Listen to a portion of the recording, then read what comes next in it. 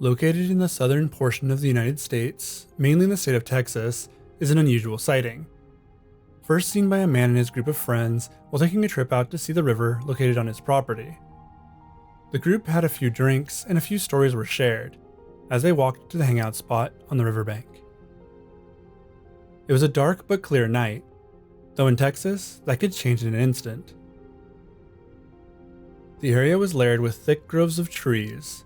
The sky was barely visible save for the clearing by the river.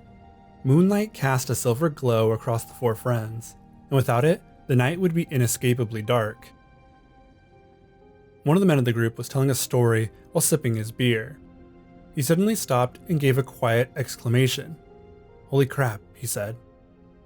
The host of the get-together turned his head to follow the gaze of his friend, and saw it. Across the bank was something which was hard to see due to the low light. If he hadn't looked directly at it, he might have thought that his friend was seeing things. Once it came more into view, it sent a shiver of fear through the man's spine. The shape looked like a black dog at first, but with legs much too long for a dog. It was sprinting along the bank with its long black shaggy hair flowing alongside it.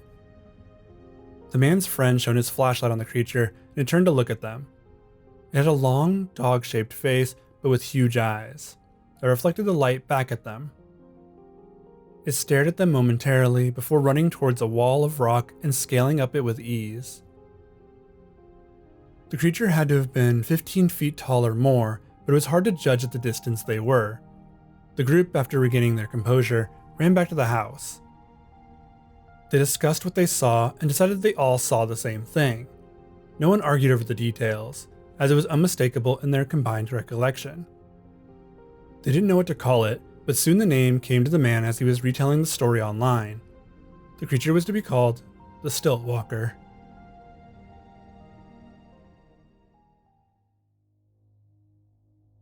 Many of you are probably not aware of the creature known as the Stiltwalker. I wasn't either until coming across an obscure cryptids page. The story of the Stiltwalker is reminiscent of other internet cryptids we've seen, and like many of those creatures, this one began life on a 4chan post. Through all the sources I've gathered, they all point to the one post made in 2008 on 4chan's Export. This was the story that I told you above. It was about a group of friends seeing the creature in Texas. This would also give it the alternate name of the Texas Stiltwalker. Even though all these sources point to that post, the post itself is lost media. It's gone from the internet, at least as far as my searching has taken me. From that 2008 post, there were a few more shared over 4chan. These were additional sightings as well as discussions about the Stiltwalker. This first one comes from a thread posted in 2013. It reads, "This probably isn't X's usual fare, but I thought I might relate a weird thing that happened to me this weekend and see what you guys think. I was out at my grandma's ranch this weekend and my two cousins and I were walking around the property with two dogs, not on leashes. It was evening, but not so late that things were getting too dark to see. The sky was about halfway through the orange part of sunset. We were headed through a cow pasture towards a gate in the barbed wire fence, which I'd guess would be about 4 feet tall, separating it from the wooded area. We were basically walking along a path with the fence and trees on our right and the cows drinking lake on our left. The dogs were a bit ahead of us, when suddenly they both turned around to face behind us and started barking. My cousin and I both turned around and saw some kind of creature, like a horse or a dog covered in long, shaggy, black or dark brown fur, with extremely long legs. I'm talking like the head and body were somewhere between the size of a large dog and a small horse, but the legs were easily twice as long as a human is tall. I don't know how long it had been there, but it was staring at us and the dogs and was mostly frozen, and was on our side of the barbed wire fence, facing away from the woods. I'm guessing it had just walked straight over the fence, heard the dogs barking, and froze. The dog started to run towards it. It sort of buckled down on its humongous legs to bring its head down to ground level. It made this massive snorting noise, and both the dogs stopped in their tracks and bolted straight into the lake. One cousin said they yelped like they were hurt when they did that, but I don't remember that. Then it just turned around and strode back over the fence and into the woods. I honestly don't remember what we did. I don't think we screamed or anything. I think we kind of just froze up. When it was gone, we bolted back to the ranch and told my grandma. She was just sort of dismissive of the whole thing and said there were all sorts of animals out there and didn't want to bother the sheriff with it. She was treating it like we got scared by a deer and our minds were playing tricks on us or something. But we all agreed. It didn't even jump to clear the fence. It just walked over it like it was nothing. And we all saw that it had really long hair. That's honestly it. Not overly paranormal, but certainly terrifying. This story had a few people asking questions. The first was where in Texas this happened. A few made suggestions that it could have been a moose, and of course, there was also a mention of it being related to the skinwalker. This was met with little follow-up though. A few comments referred to the creature as a grim or the black dog curse. Supposedly, if you see a small shaggy black dog, then you're going to experience death soon. It could be for you or someone you know. This was challenged in the thread, and it all came back to the Texas Stiltwalker. Opie took in the story and decided that this must have been it. Further down the thread, users started to call this creature a cryptid. Claimed sightings have been seen all over mid to upper Mexico and lower Texas. The size of the cryptid was in debate, but taller than a horse or moose was decided upon comparison. With little to actually compare the size to, is mostly just measured compared to things in its immediate vicinity, like the barbed wire fence. This wouldn't be the last time that the Stiltwalker was discussed on 4chan. The next post comes from an Anon in Pennsylvania. He claims to have seen the Stiltwalker 3 separate times while driving along Route 382. Here the claims are that the creature had less a dog's face and more a humanoid one. Its face was entirely black, making it hard to make out its features at night, but the eyes were unmistakably massive. In a similar trend to the dozens of sightings of the Mothman's massive eyes. The first time OP saw it was while driving alone late one night. It was walking alongside the road and caught his attention immediately. He says that he saw it briskly walking on 2 feet before it reacted to his car and sprung onto all 4s and took off out of the area. This is a new development in the lore of the Stiltwalker. It hadn't been mentioned yet that it was able to walk on 2 legs. What was it even doing on 2 legs before escaping on all 4s? This question wasn't going to be answered in this thread. The second time he saw it, the creature was crossing the road quickly before disappearing into a cornfield. This appearance was brief, but not as brief as the third. This time OP swore that he saw it, but only out of the corner of his eye. Therefore, there was no new information to be gathered. Just that he'd seen it 3 times overall, and always in the same area. Thread moved the conversation towards where the sightings took place. They also asked what it could have been, but not much new information was gleaned from this thread. Mostly just references to the other Stiltwalker sightings in other threads. Just because it started on 4chan doesn't mean it was confined to it. The Stiltwalker had some growth on other platforms. It would receive a creepypasta, but it's not the greatest. It is the only story that turns the Stiltwalker into a killer. As far as the other stories go, the creature minds its own business, save for one story about a rancher who has cattle eaten by it. The pasta, called Strider, has a narrator finding the creature in the woods near his house. He was walking home and took a path through the woods, like a shortcut. This is when he hears an odd sound. He decides to follow the odd sound to a clearing. Here he sees the creature before it sees him. Caught in the awe of the creature, it isn't long before he's noticed. Once it sees him, it becomes attached to him. According to the story, once the Stiltwalker sees you, you'll be targeted by it. What this means becomes apparent rather quickly. The narrator's parents go missing shortly after this encounter. He believes that they were taken by the creature, so he rushes back into the woods and sees it again. It is surrounded by viscera, and its black fur is coated in blood. He offers himself to the creature, where it devours him. Like I said, this is the only story that has the Stiltwalker as some kind of monster. The other stories all come from 4chan threads and discussions online. The only mention of the Stiltwalker attacking anything is when it was seen eating some small livestock. This comes from a 4chan post. The post claims that they live mostly in harmony with it, trying not to get in its way, and vice versa.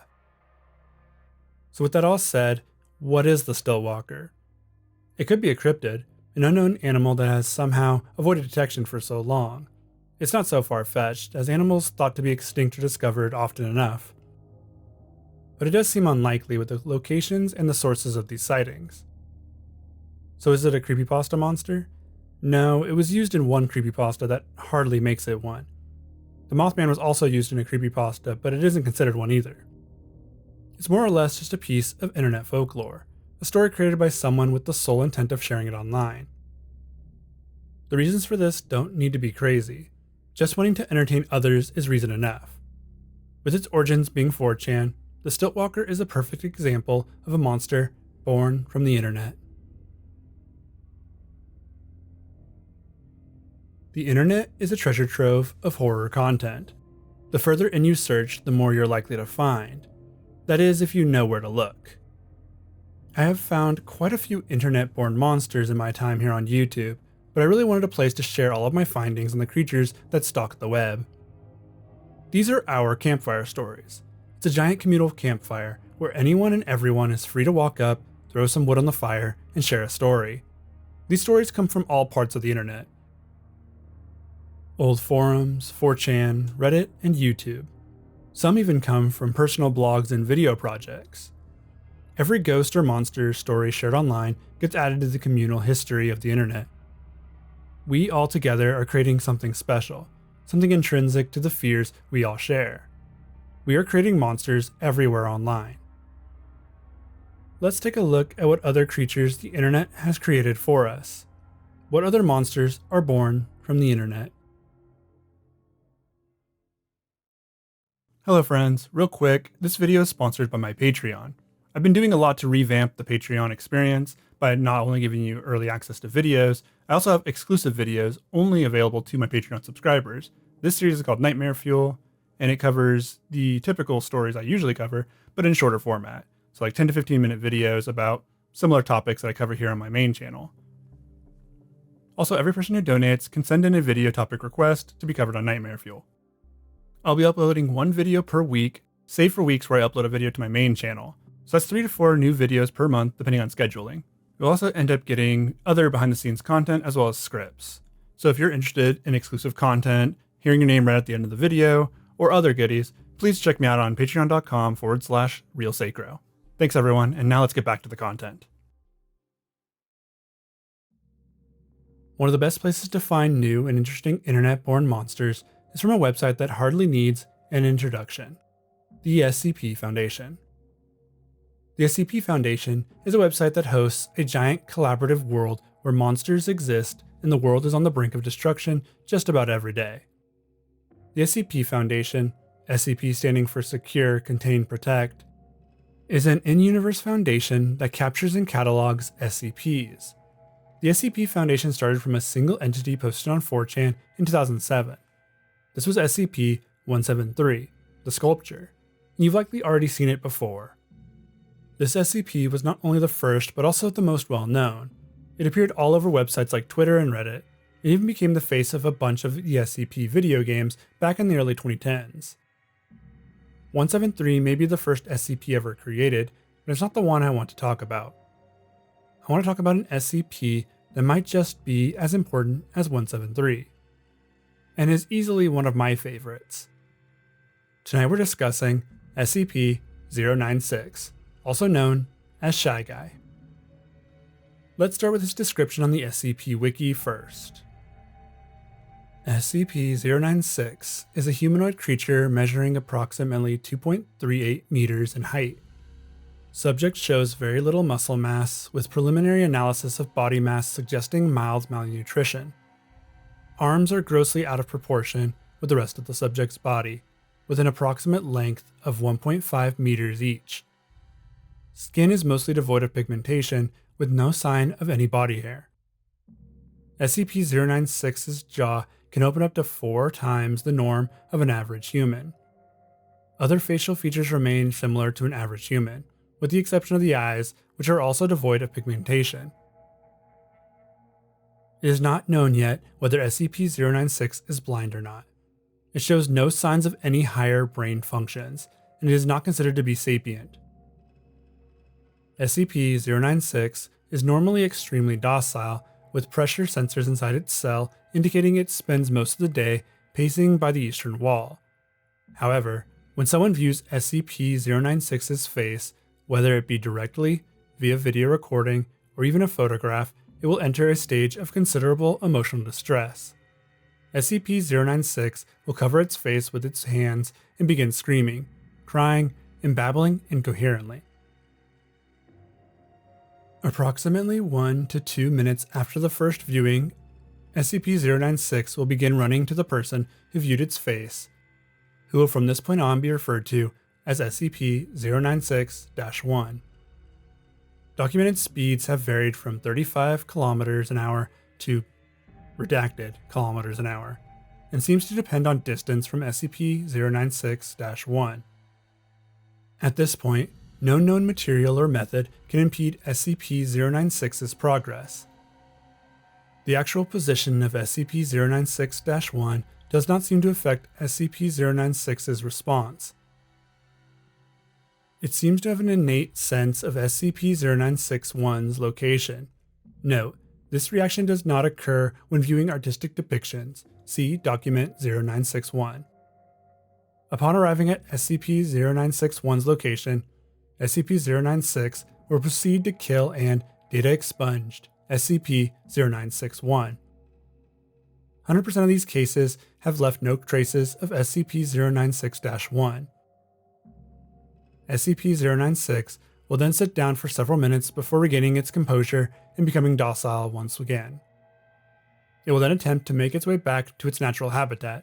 Data redacted. This is the official description of 096. A pale, gaunt, tall humanoid with arms much longer than they should be, wide eyes, and a very large mouth that opens downwards. If you see its face, then you are next to be killed by it. The way in which it does so is redacted in the story, but I'm sure we can guess what's happening. There's a very specific description of the creature having a mouth that can open 4 times the size of a human's. This, plus the mentions of 096 leaving no body behind, leads to the conclusion that he is eating those who see his face. SCP-096 was one of the earliest SCP creations to go viral online. It was also one of the earliest creations in the world of SCP. The author, known as Dr. Dan, created him in 2010 and would see his rise to popularity thanks to the video game Containment Breach. This game was an early indie horror title that YouTubers like Markiplier and John Wolfe played on their channels to their sizable audiences. This in turn brought the world and game into the spotlight, making it immensely popular. SCP games are still being made all the time since their IP is free for anyone to create a story within. SCP-096 was featured in several popular pieces of internet lore. Besides the game, he also appeared in various YouTube videos, including lots of top 10 channel videos.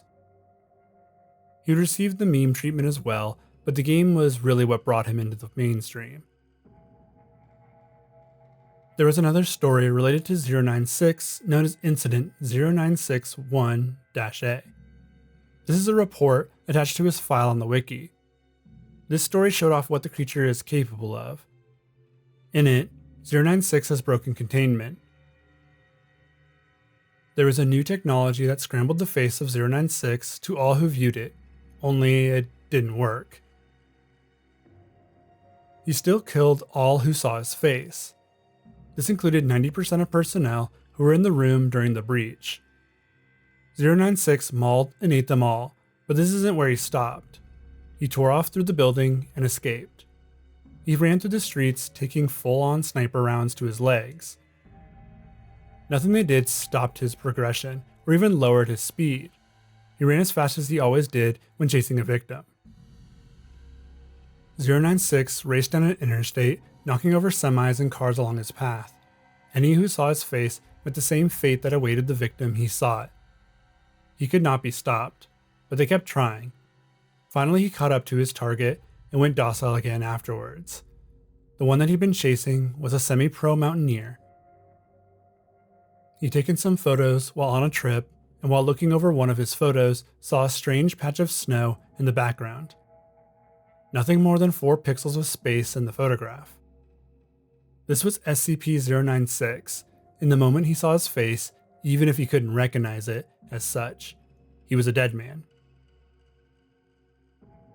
The incident report ends with Dr. Dan lamenting that they will be attempting to exterminate 096, and likely also him. This story shows how even glimpsing the face of 096 could lead to your death. The only safe way to do so is to view an artistic rendition, which doesn't really make sense because you'd die if you saw his face, which means you wouldn't have something to reference. Regardless, according to lore, he won't kill you then, but he could still try at any time. SCP-096 is my favorite of the early SCPs. He has the energy of early internet lore that I love to read through. The early 2010s and late 2000s gave us some great and memorable monsters, the kinds that you would gladly tell friends around a campfire as the sun died out. Tall and gaunt are descriptions of other creatures that we hear thrown around a lot, but it works for this one. There are tons of creatures described as tall and gaunt in the world of urban legends and cryptids. One of the most popular is the Wendigo, a creature that I'll need to make an entire video about someday. In pop culture, it's a creature that committed the ultimate sin of cannibalism as a human and was thus cursed to live in an ever-starving state. It is tall and gaunt and eats its victims, but never satisfies that hunger. The Wendigo in modern times is probably best known for their appearance in Until Dawn on the PS4, or the remake on PC.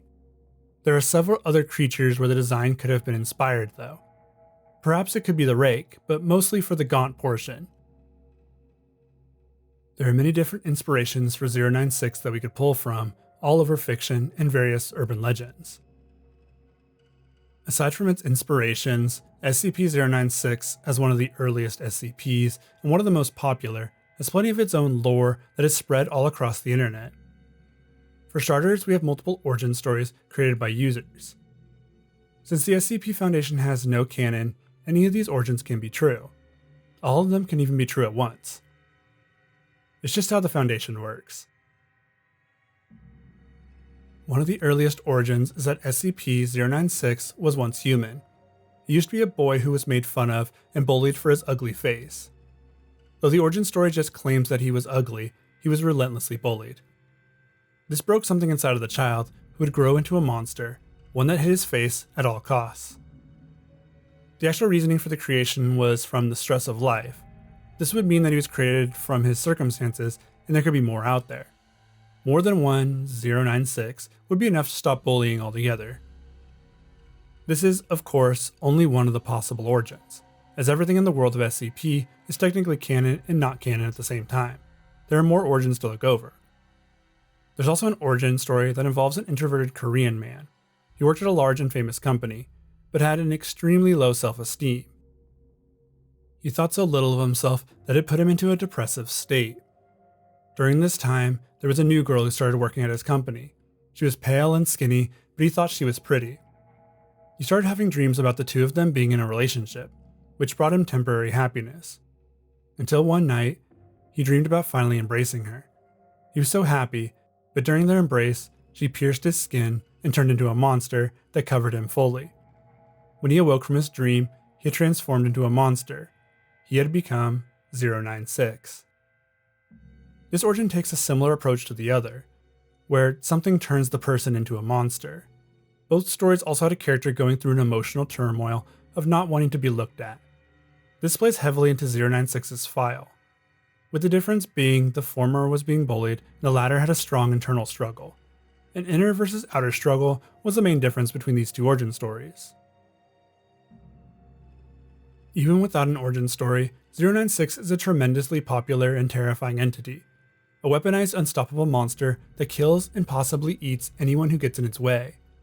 He is one of the scariest entities to inhabit this place we call the internet. SCP-096 has even been used by the Foundation as a sort of mass hitman. In certain universes, the SCP Foundation has wanted to wipe out humanity. They figured the easiest way to do so was to unleash 096 on the populace. An image of SCP-096 was released online and spread through several websites and channels. When enough people had seen the face, they were basically added to a queue for the creature to kill them. This was then compounded by news coverage talking about the brutal attacks and showing the creature on national TV. None of these people knew that they were inadvertently killing more people by showing his face. The idea was that he would eventually kill and eat every person who saw him. This would take care of a large portion of society, but not everyone. SCP-096 is one of the most interesting and deadly creatures that has been shared around the campfire. It will live on forever in the confines of the internet as one of the monsters born from it. From the SCP Foundation, we move to a different, ongoing world being built. Let's move to the backrooms. The backrooms started from a single post on 4chan, but have now grown into their own SCP-style wiki. Here you can find all the information about various locations in the backrooms and the hundreds of entities that inhabit these levels. I'll be skipping some of the more popular entities because there's one that I feel needs to be discussed. It's an entity that carries a certain level of body horror. This is Entity 49, Corpus Vitus. What is one of the worst ways to die? Drowning, sickness, falling, dismemberment. All of these are valid answers, but how about parasitic infection? This is what Entity 49 does to its victims. Here's the overview of the creature from the Backrooms wiki. Entity 49, Corpus Vitus, is an incredibly invasive and parasitic plant-like creature which gestates and later hunts in outdoor levels of the backrooms, with low natural light after harnessing the corpse of an animal or human. The life cycle of Corpus Vitus has 3 distinct stages: bulbous, ravaging, and predatory. In its first stage, Vitus corpus presents itself as an unassuming onion-like plant which grows under shaded regions of outdoor levels. After a human or animal comes in physical contact with the bulb, it will spread roots through the victim's body, internally and externally. This process can be halted with immediate application of almond water or agrogua to the contact area, and can be eliminated after longer infection periods via amputation, cauterization of the infected area.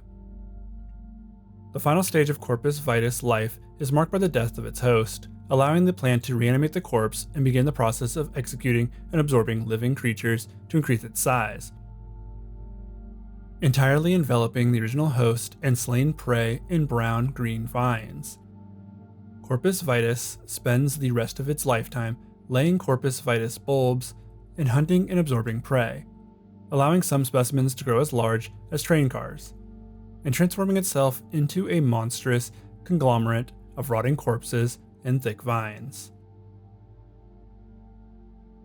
Like the zombies in The Last of Us or the Flood in the Halo series, we have a parasitic creature that kills and then reanimates its host. This creature can easily come into contact with its victims and spread quickly. This is the backroom's equivalent of a zombie parasite. Hiding as a food source would make it easy for it to spread from bulb to host. A person who hasn't eaten for days while exploring the backrooms could easily stumble upon it. They would think themselves lucky before finding out too late that they are about to make the worst decision of their journey so far. Like mentioned above, Corpus Vitus has 3 stages. The first is the bulb stage, so named after the shape of the entity at this stage. It will appear like tiny onion bulbs which grow in low light areas. The way that this entity spreads is through skin contact with a possible victim. Only the bulbs need to be touched for it to take root in the victim's body.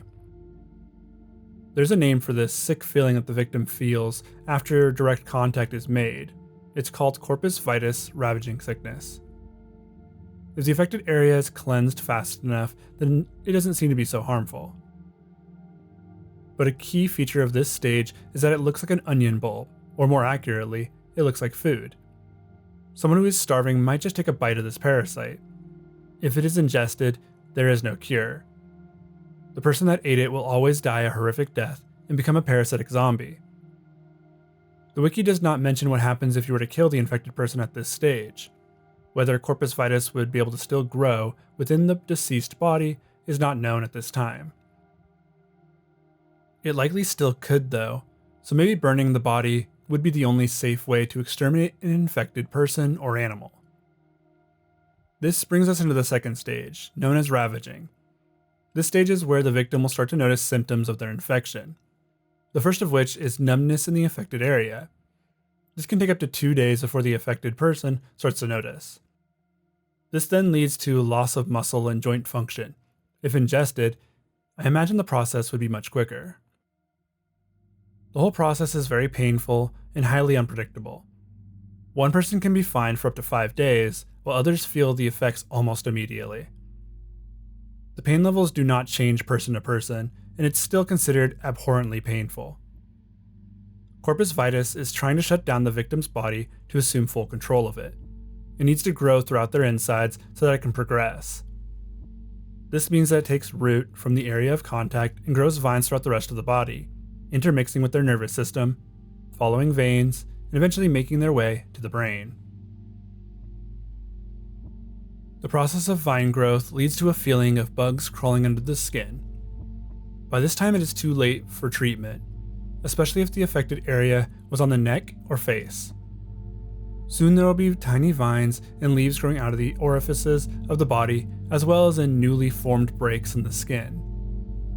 Here are the symptoms of the sickness before it reaches that level: coughing blood, internal bleeding, necrosis, paralysis, swelling, migraines, heartburn, cramps, and non-specific organ failure.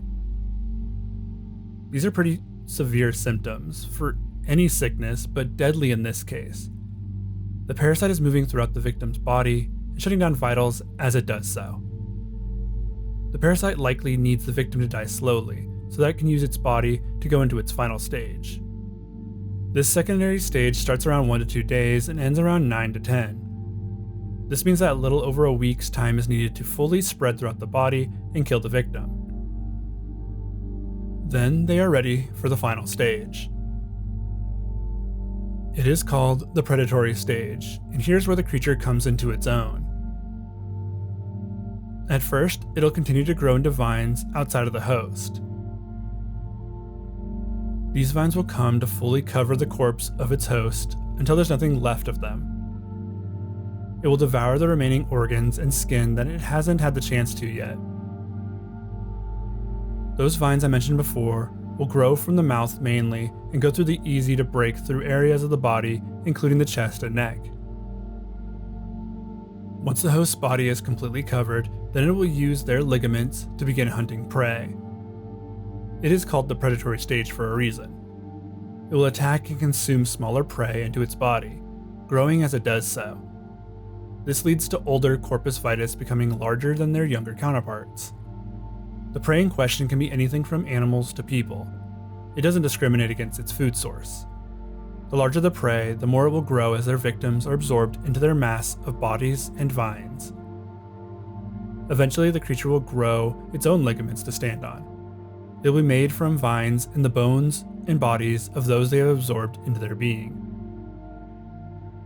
No longer will they stand on just 2 legs if they had invaded a species that does so, but instead they'll walk on all 4s like an animal. According to logs from 2011, the largest Corpus Vitus to have ever been encountered was 30 feet tall. It had massive tree trunks for legs and shakes the ground with each step. It was found on level 544 and had grown 6 appendages from moving around. The team who encountered it dared not try and kill it. The backrooms have a hefty myriad of creatures that roam the levels. Corpus Vitus is one that stood out for its body horror and parasitic qualities. There are a few parallels between this entity and the zombies that I listed at the beginning.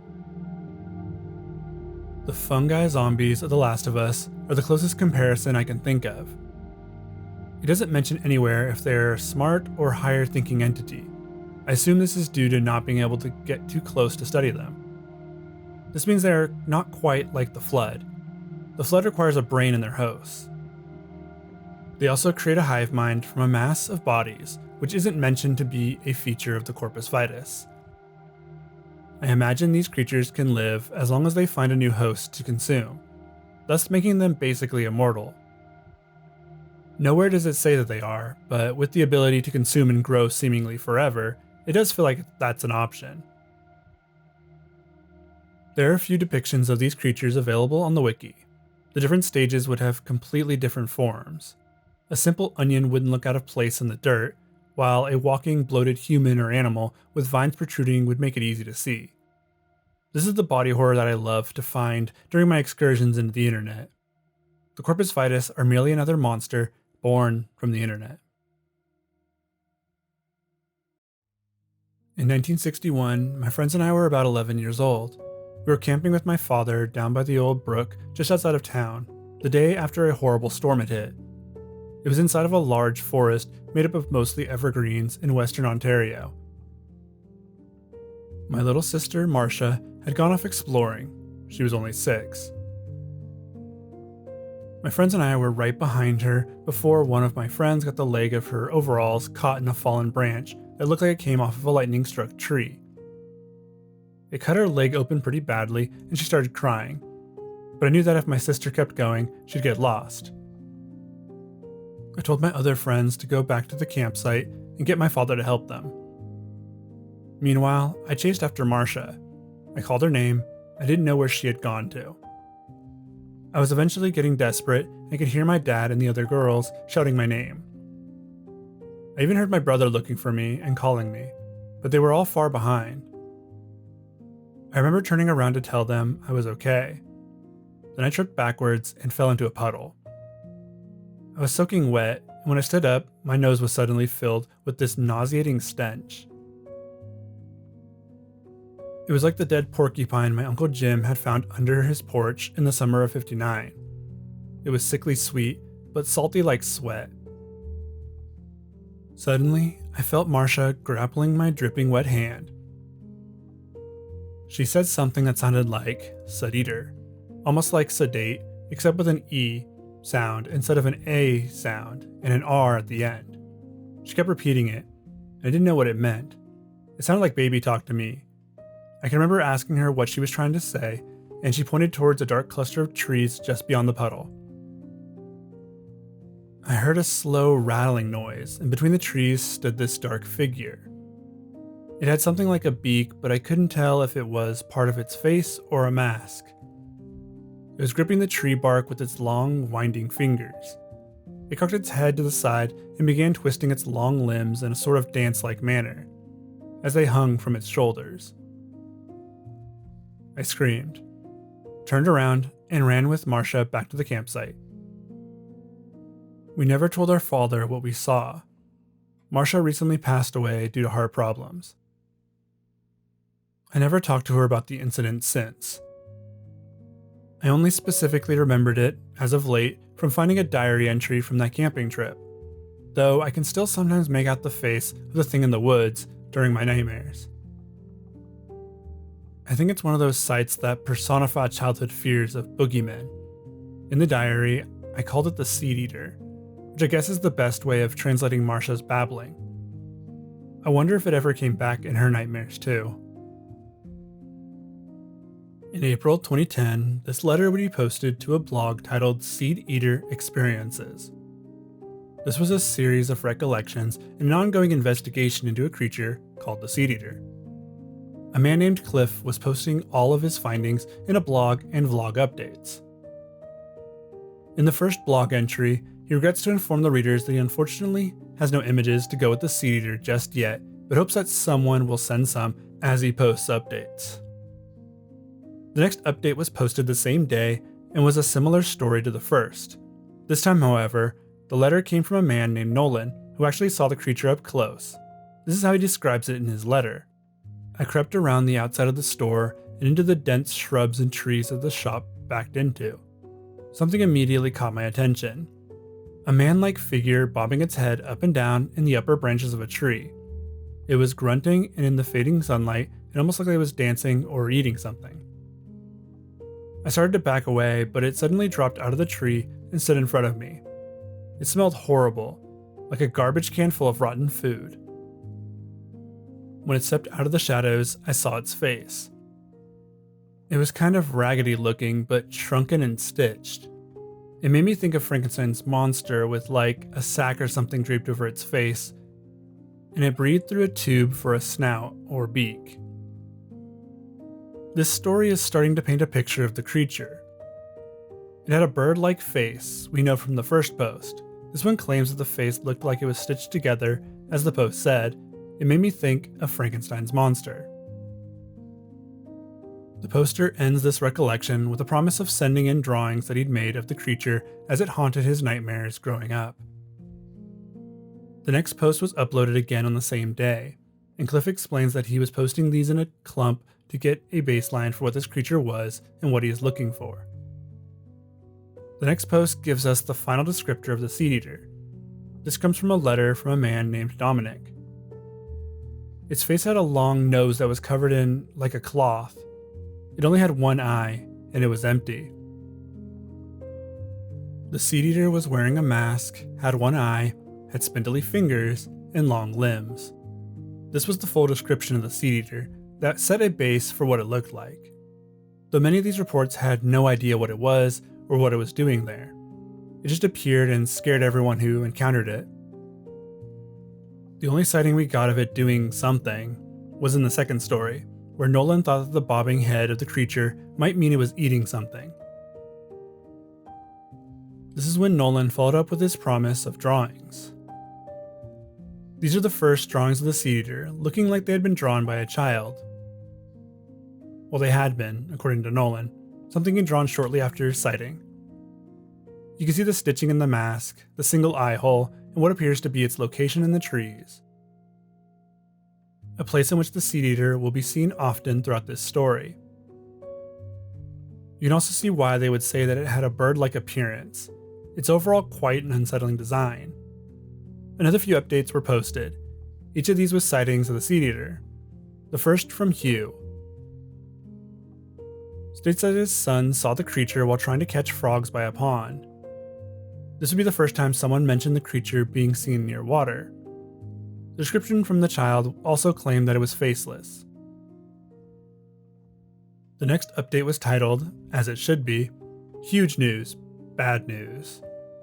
There was finally a picture of the elusive, thus far, Seedeater.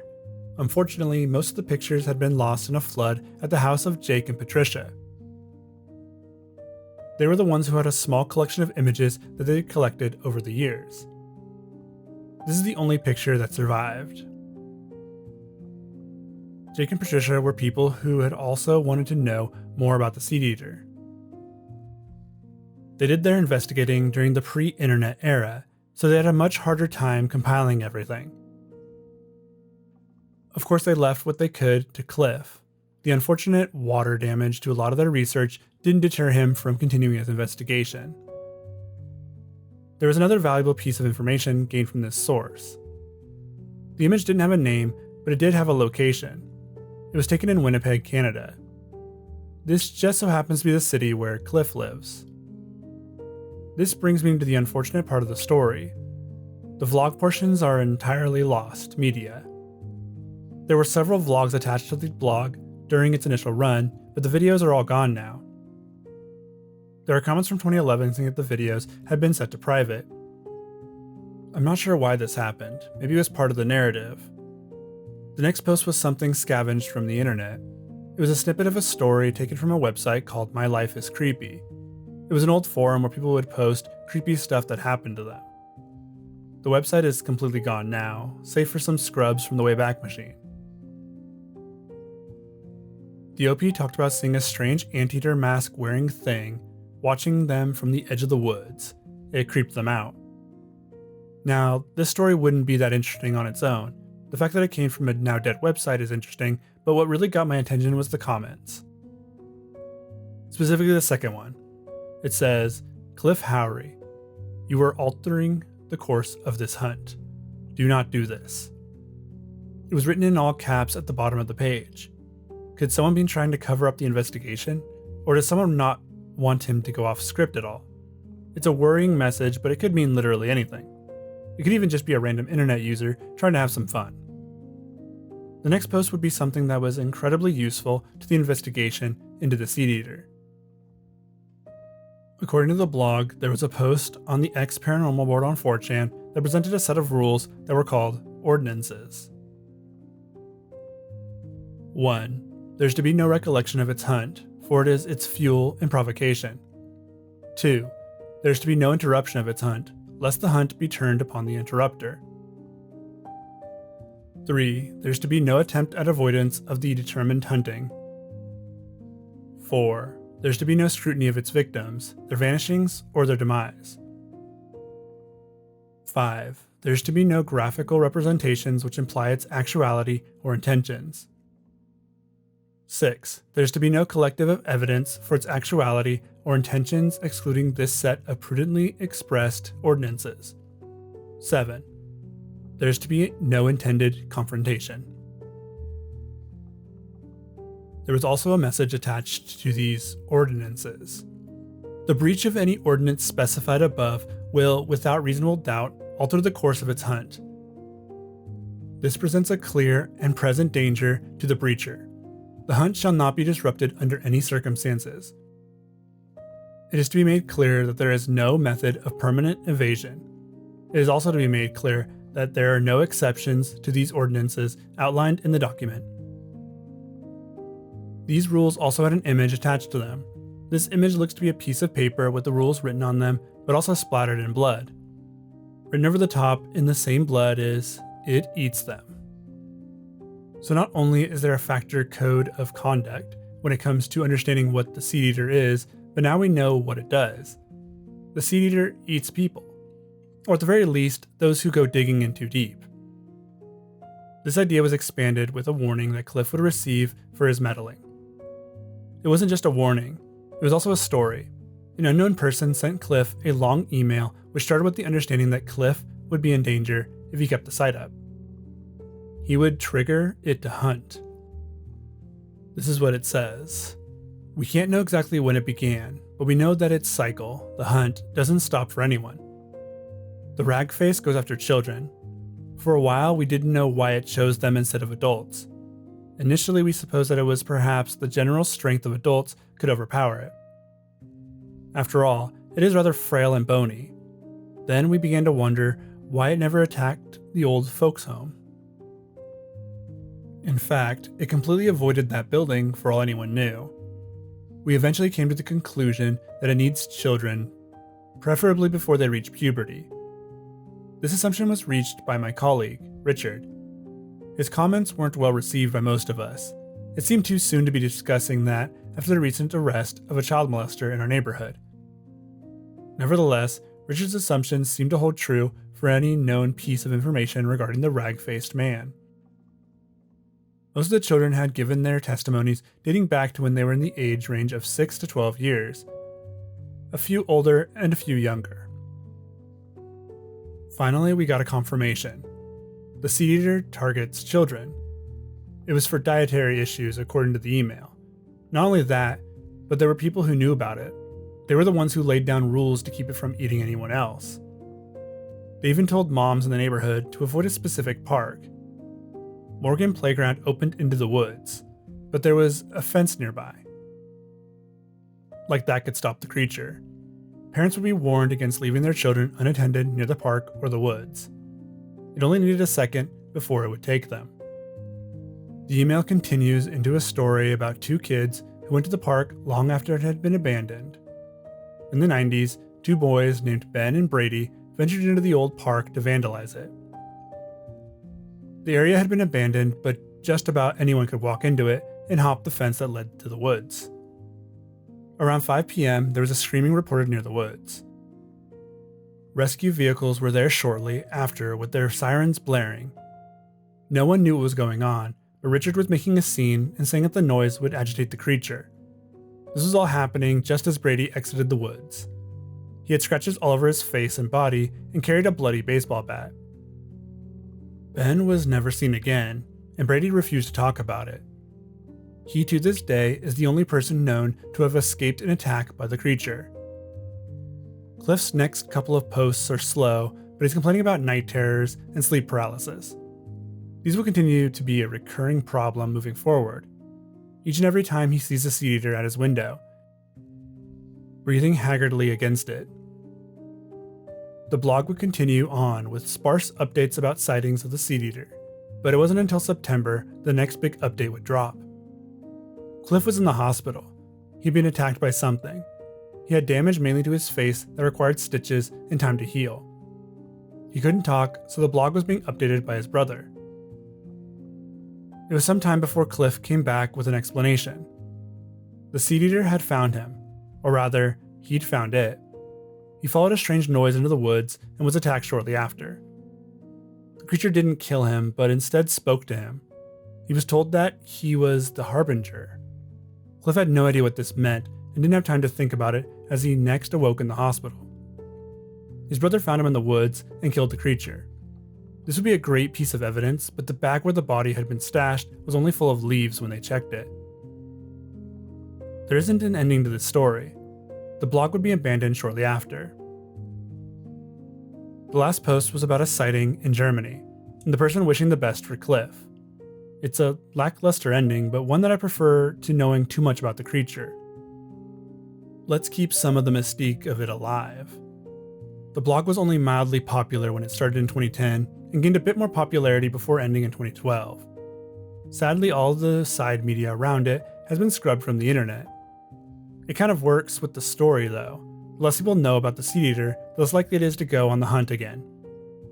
So by all of the media, save for the blog, disappearing, we are saved from the creature hunting us all. The Seedeater would see a few creepypasta renditions throughout its run on the internet. Another story called Through the Trees takes the creature in a different direction than that of the original blog. It does still use some of the original world building of the creature though. The story is told from the point of view of a man who's obsessed with the Seedeater. Whether he found it through the blog, I'm unsure. Regardless, he was obsessed with finding out everything about the creature. Eventually he does meet the creature and even speaks with him. The Seedeater wants flesh and needs to be young to sustain him. The man is then guided to his neighbor's house, where a small child lives. He kills the kid and leaves him for the creature. The Seedeater waited a few weeks before coming for him, even though he was rotting by then. The Seedeater continues to let the man feed him the corpses of children, until it decides that it wants something more than children to eat. Its final meal is the man telling the story, but he does try to ask for help through the text a few times. This makes it seem like he didn't actually kill the kids of his own free will. He was instead being manipulated or controlled by the creature. There's an interesting concept that is developing between the blog and this story. The fact that the Seedeater is smart and not just a killing machine. It has sentience and can control people to an extent. This also makes the creature far scarier to those who are easily manipulated. The Seedeater is an often forgotten part of internet lore. He hasn't been nearly as popular as many other creatures, but nonetheless is a creature born from the internet. Thanks everyone for making it to the end of the video. I wanted to make a new series where I could cover many different topics that interested me all at once, and this seemed like a good way to do that. I would love to see what other creatures that you all think I should cover, or if you just liked the series. I already have a list of 10 other internet creations that I want to cover. If you have suggestions, then leave them in the comments section. I'll be sure to look those over before starting my next script. A big thanks to all my Patreon supporters: Victor Estrada, Nora Kingsley, Memtendo, Scout with a Name, Miriam Reyes, Joe Gillespie, Austin Henshaw, Icy Man, Bazingle, Richie, Bingobo25, Master Jags, Oathian, Keely Hegg, Blowin' O's, and Mads Francis. Thank you to everyone who watches my channel, and I hope to see you all in the next one. As always, I hope you all have a good night.